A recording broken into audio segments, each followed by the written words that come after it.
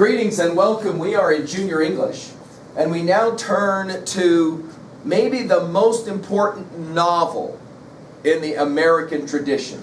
If we were making a list of classic novels, certainly we would have The Adventures of Huckleberry Finn, Mark Twain's novel, at the top of that list as one of the most influential novels. But no doubt about it, this text that we're looking at on page 334, 335, and then of course 336 and 7, Moby Dick, Herman Melville's classic novel. Now I often am reminded of what I believe it was Twain said about books that we call classics, books nobody has actually read, but books everyone wants you to read.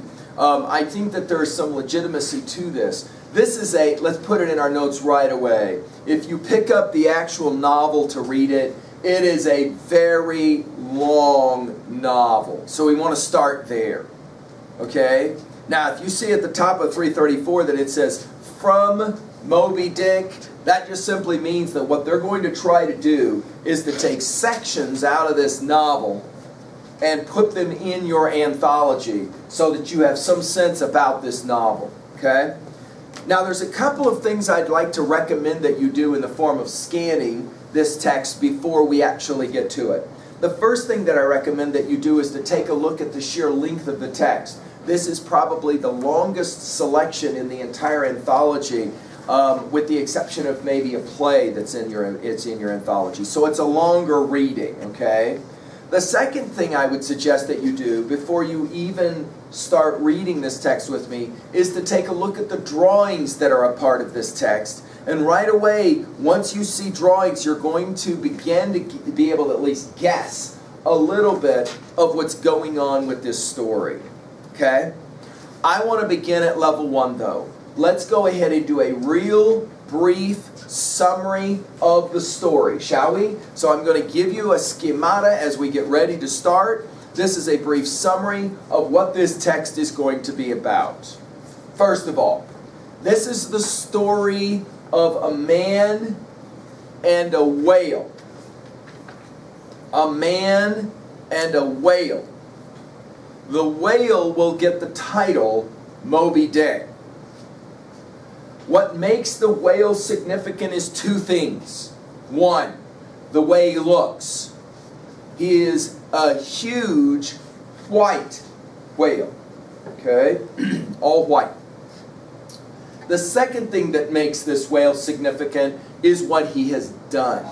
What he has done, without maybe intending it, but what he has done is to create a monster. This whale has. The monster is the second character of our novel, and his name is Captain Ahab. Ahab. Captain Ahab has had struggles with Moby Dick. And in fact, the whale has bitten off in an earlier part of the story. It's before the novel begins.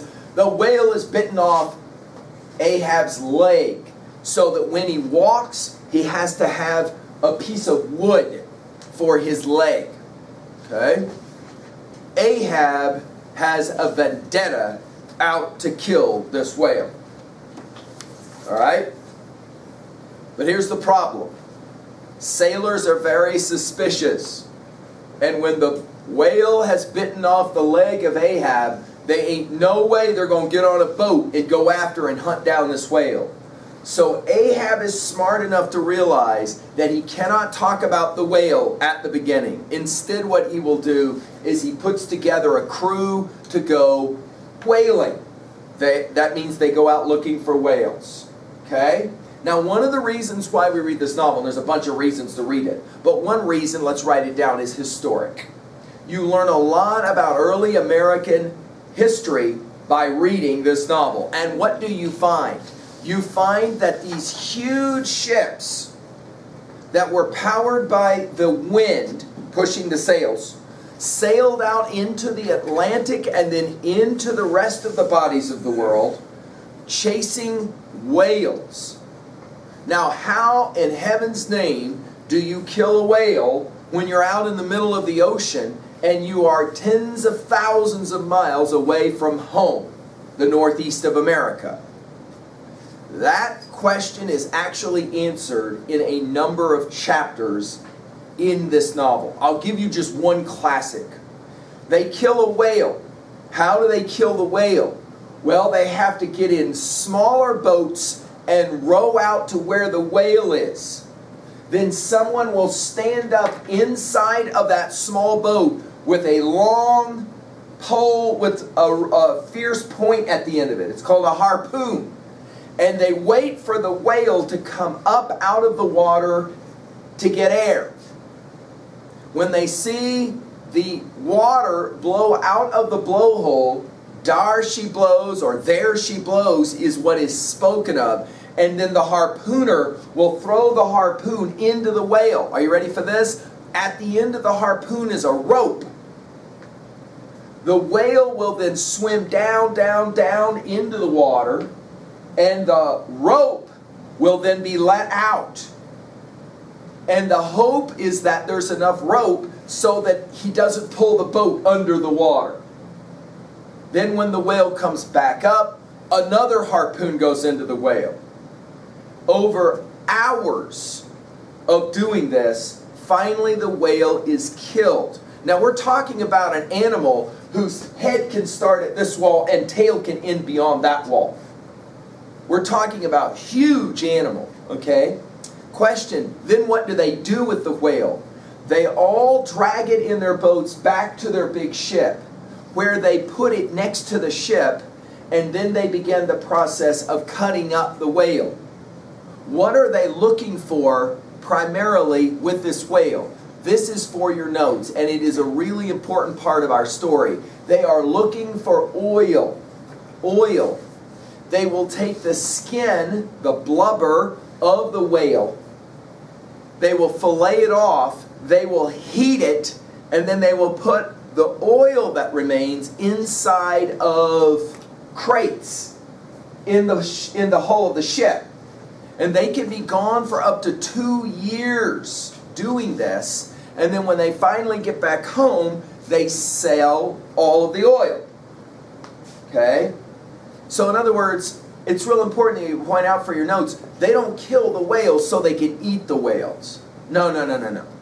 I mean, there's possibly some of the whale they might eat, but that's not why they kill the whale. They kill the whales because everyone at this time uses oil as their primary energy source. It's how you do the lighting, for example. You have to burn these lamps that have oil.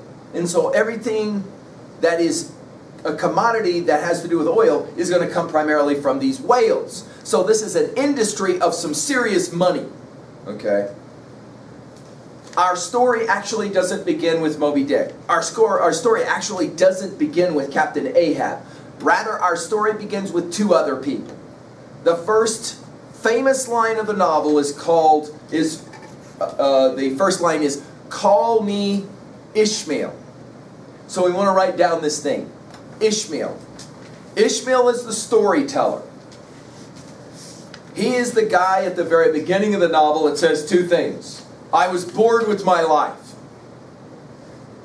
Didn't have much else to do, so I decided I would go on a journey and experience on a whaling boat. I had been told it was a challenge. Boy, oh boy, was it. He meets early on a very interesting man named Queequeg. Queequeg is a native person who has found his way to the North England area, the New England area of America. He's covered in tattoos. He comes from tribal country in the South Pacific, where, for example, they do head hunting and things like that. And when Queequeg, he's a great harpooner, and Ishmael meet, interestingly, they become very close friends, even though they're quite different in the place where they began. This relationship allows Melville to tell a story within a story. This is a story about a friendship between these two men. It's also, though, going to be a story about revenge. Ahab wants Moby Dick dead. On the ship, it takes a few days before finally Ahab will say why they really are at sea. And the reason they are at sea? Revenge. Ahab will tell the men, I will pay extra money to whoever kills me, Moby Dick. They will sail then for long periods of time looking for this whale. Finally, at the end of the novel, they meet the whale. In what will become some of the most famous scenes in American literature, Ahab goes after this whale, and the end is not pretty.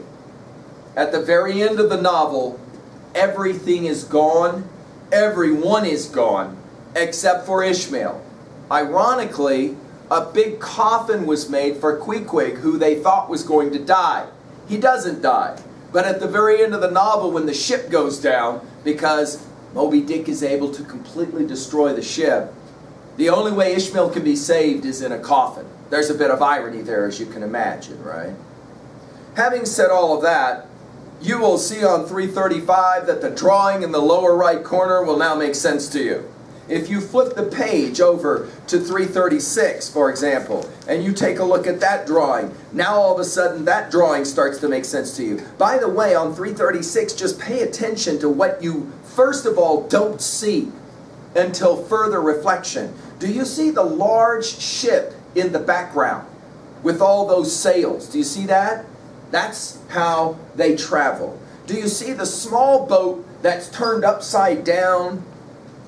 Right? In other words, the whale just knocked over the boat. And then do you see the other boat that's down in the lower left corner where there are still men in it, some of them rowing and one standing at the front of the boat wanting to try to harpoon the whale? Okay? So there's an example of how, once you know the storyline, a picture like this is going to make some sense. I'm going to jump now to 2b for just a moment before we begin our listening of this text. And I want to point out that there's two things we're going to look at. One of these is going to be, of course, at 2b, the word symbol. S-Y-M-B-O-L. Now, we've encountered this word before. A physical object. Let's define it at 2b. A physical object that begins to represent something other than what it is itself. Okay? In a word, Moby Dick will symbolize for us a number of things, but namely the force of nature. The force of nature. The power of nature. Okay. Notice your 3 bullet points. Moby Dick is unbelievably huge. He's described like a mountain in the middle of the sea. He's also going to be unpredictable, but somehow controlled by the laws of nature. And he also seems immortal. You can't kill this whale. And he also seems somehow to not care very much about Ahab and his suffering. Okay? Now let's turn to the reading itself, and I'm with you now on page 337. And here's some background information. Some of this I will have already said. Some of this we'll take a few notes over. Let's go ahead and read the background information together. Moby Dick is the story of a man's obsession, this is Ahab, with the dangerous and mysterious white whale that years before had taken off one of his legs. The man, Captain Ahab, guides the Pequod. Let's write that term down. That's the title of the ship. The Pequod. Do you see the spelling there on 337? Captain Ahab guides the Pequod, a whaling ship and its crew, in relentless pursuit of the whale Moby Dick. Among the more important members of the crew are Starbuck, the first mate, Stubb, the second mate, Flask, the third mate. What is this mate stuff all about? First, second, third mate are the people right below the captain. Okay? So in other words, Ahab has the power on the ship. Right below him is the first mate. And you might want to write down that the first mate is Starbuck. For those of you that frequent ever coffee shops, you're probably familiar with Starbucks. When that one gets named, there's all kinds of interesting references to all types of mythology and literature in the naming of a coffee shop, Starbuck or Starbucks. Okay, I've already mentioned Queequeg as well, and a few others, harpooners. Of course, Ishmael, the young sailor who narrates the story. When the crew signed aboard the Pequod, They believe the voyage to be a business venture. However, in the following excerpt, Ahab makes clear his real purpose is to seek revenge against Moby Dick. Now, I want to go back to one word that you read that we now want to write down out of that background information, and it is the word obsession. Let's write that word down. What does the word obsession mean? If you are obsessed, what does that mean? And we're going to define it as simply this: can't let it go. Can't let it go. To be obsessed, can't let it go. Ahab is obsessed with trying to hunt down this whale and kill this whale. We should point out right away, Starbuck, the first mate, has serious problems with this plan. He thinks it's bad fortune. He thinks it's bad luck. He says, first of all, the whale done ate off one of your legs. I think we better leave this fish alone. To which Ahab's response is, no. He says, I will hunt the whole world for the rest of my life till I can finally find this whale and kill this whale. But here's the problem. Ahab cannot go after the whale alone. He has to have a whole ship of men to do it. And so in our first cutting, we're going to hear from Captain Ahab, and he's going to explain why it is he wants to go after this whale. Watch how he's able to try to manipulate the men out of their fear of this whale into being excited. And I'll give you a hint how he does it. He does it by suggesting that they have some money. So here we go. Sit up. Let's pay close attention now in our reading. And we'll read brief segments from this novel, okay? Starting on 337, your first introductions to the classic Melville novel, Moby Dick.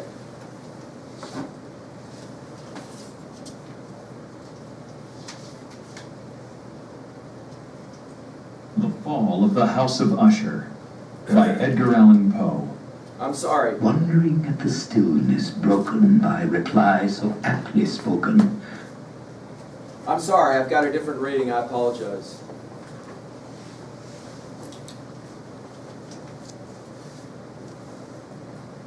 I thought it was on this mistake. Darkness, said I, what it utters is its only stop and storm.